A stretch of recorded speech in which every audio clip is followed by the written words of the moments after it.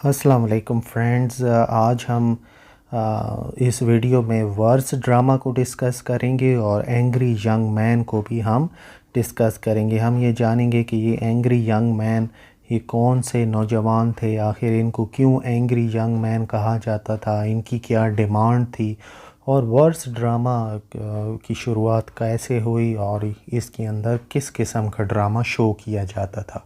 तो सबसे पहले हम वर्स ड्रामा को डिस्कस करते हैं।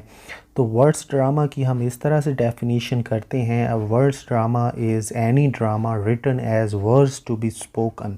ये वो ड्रामा होता है जो कि वर्स यानी पोइट्री की शक्ल में लिखा जाता है और इसको फिर स्पोकन यानी बोल कर बयान किया जाता है स्टेज के ऊपर। ये जो वर्स ड्रामा है इसके अंदर जो ट्रेजेडी है, ट्रेजेडी अक्सर शो की जाती है और ट्रेजेडी की सीरियसनेस, बहुत ज़्यादा सीरियस ट्रेजेडीज़ दिखाई जाती हैं वर्स ड्रामा के अंदर। तो मॉडर्न एज में टी.एस. इलियट और क्रिस्टोफर फ्राई, ये दो नाम आपने याद रखने हैं। टी.एस. इलियट बहुत ज़्यादा एसोसिएट रहे हैं वर्स ड्रामा के साथ और दूसरे नंबर पे जो ड्रामाटिस्ट एसोसिएट रहे हैं वर्स ड्रामा के साथ वो है क्रिस्टोफर फ्राई। तो ये दो ड्रामाटिस्ट थे जो कि वर्स ड्रामा जो था मॉडर्न एज में उनको लिखा करते थे और इसी को ही प्रेजेंट किया करते थे।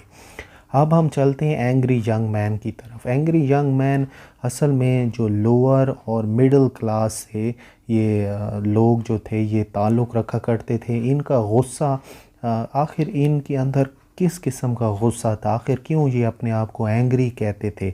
एंग्री का मतलब होता है गुस्सा होना, कि शदीद गुस्सा अपने अंदर रखना। आखिर इनको गुस्सा किस बात का था, ये बात मेन समझने की है। ये जो इनका सारा गुस्सा था ओल्ड इस्टेब्लिशमेंट की तरफ और अपर मिडिल क्लास की तरफ, और ख़ास तौर पे वो जो वर्जीनिया वुल्फ का जो ग्रुप था, ब्लूम्सबरी ग्रुप, उसके ख़िलाफ़ इनका गुस्सा था। ये चाहते थे कि ये जो सोशल और कल्चरल सोसाइटी है हमारी, इसमें हमें भी जगह मिलनी चाहिए। क्योंकि इनका ताल्लुक़ था लोअर और मिडिल क्लास से, तो ये चाहते थे कि ये जो अपर मिडिल क्लास के लोग हैं, ये जो ओल्ड इस्टेब्लिशमेंट है, इसके अंदर हमें भी हिस्सा मिलना चाहिए, हमें भी सोसाइटी में हिस्सा मिलना चाहिए, हमें भी जॉब्स मिलनी चाहिए, हमें भी वो सब कुछ हम वो सारी फैसिलिटीज़ इंजॉय कर सकें जो कि अपर मिडिल क्लास के लोग इंजॉय कर रहे हैं। और जो वर्जीनिया वुल्फ का जो ग्रुप था, जिसे ब्लूम्सबरी ग्रुप कहा जाता है, जिसके अंदर बहुत बहुत फेमस नेम्स भी हैं जी, जैसे कि ई.एम. फॉस्टर हैं, दूसरे भी काफ़ी एक ग्रुप था जो कि वर्जीनिया वुल्फ के घर में बैठकर एक पूरा शायरों का, राइटर्स का ग्रुप था जो कि बैठा करते थे और वो डिस्कस किया करते थे लिटरेचर को और दूसरे आर्ट्स को। तो वो ये सारा गुस्सा उस ग्रुप के अगेंस्ट भी था, क्योंकि उनका ताल्लुक़ था अपर मिडिल क्लास लोगों से। तो ये जो एंग्री यंग मैन थे ये चाहते थे कि हमें भी सोसाइटी में आप एक प्रेस्टीज दें, हमें भी एक हिस्सा दें सोसाइटी के अंदर।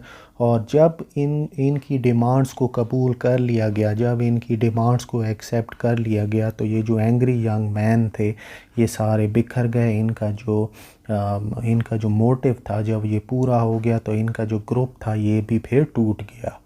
तो अब हम ज़रा डिस्कस कर लेते हैं लिटरेचर में। तो किंगलीज़ एमिस का जो ड्रामा है, जो वर्क है इनका, लकी जिम, ये एक परफेक्ट एग्ज़ाम्पल है, एक परफेक्ट रिप्रेजेंटेशन है angry young man of 1950s का। तो यहाँ पर ये बात भी आप नोट कर लें कि ये एंग्री यंग मैन का जो ग्रुप था ये 1950s में आया था, और जो लकी जिम जो वर्क है, नावल है किंगली एमिस का, वो एक परफेक्ट एग्ज़ाम्पल है इन्हीं एंग्री यंग मैन का।